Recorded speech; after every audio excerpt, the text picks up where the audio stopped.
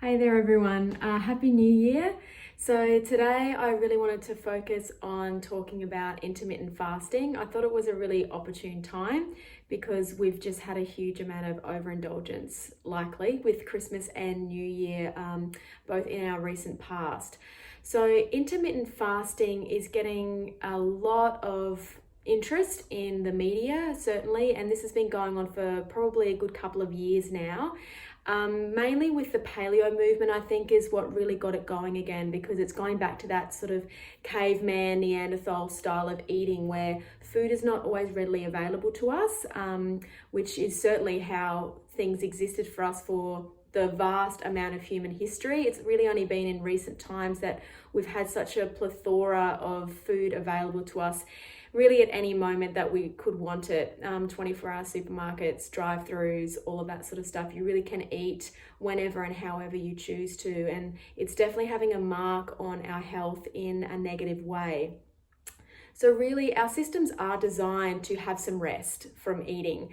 Constantly adding calories and intake on top of previous meals, and particularly snacking at high intervals, will actually impact your digestion in a fairly negative way.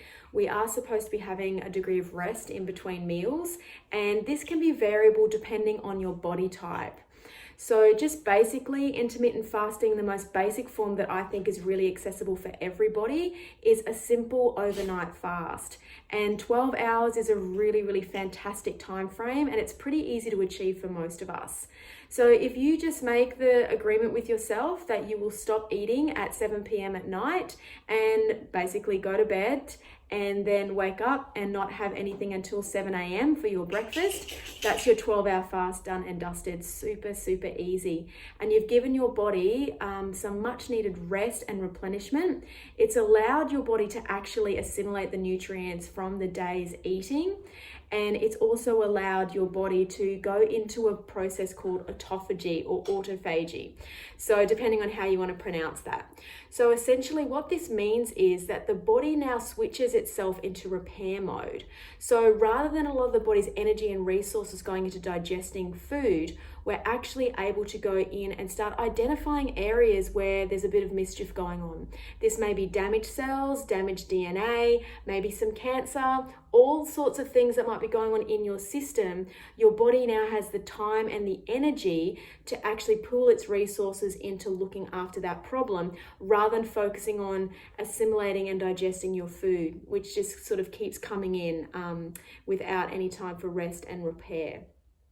So what I'm going to be doing in the next video is actually talking more about specific body types, because intermittent fasting can be quite extreme. You can look at fasting for, a day or two at a time, with or without some nutritional component to that. There's a real great variety in how we can all choose to do intermittent fasting.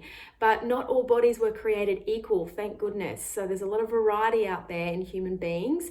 And I think that's one thing that's really not getting looked at mostly in a lot of the health recommendations that are out there. Everyone's sort of trying to find their way through, but there's going to be different things that are going to work for different people. And my aim is to really approach this from an individualized aspect, so that you can watch these videos and really start to get a sense of what things might actually work for you and what things might not work for you, because not all of it is going to suit all of our bodies. So keep an eye out for the next video in a week's time, and I'll be talking about the different body types and how intermittent fasting can actually be employed by your particular body type to best suit you and your health. Have a great day. See you next time.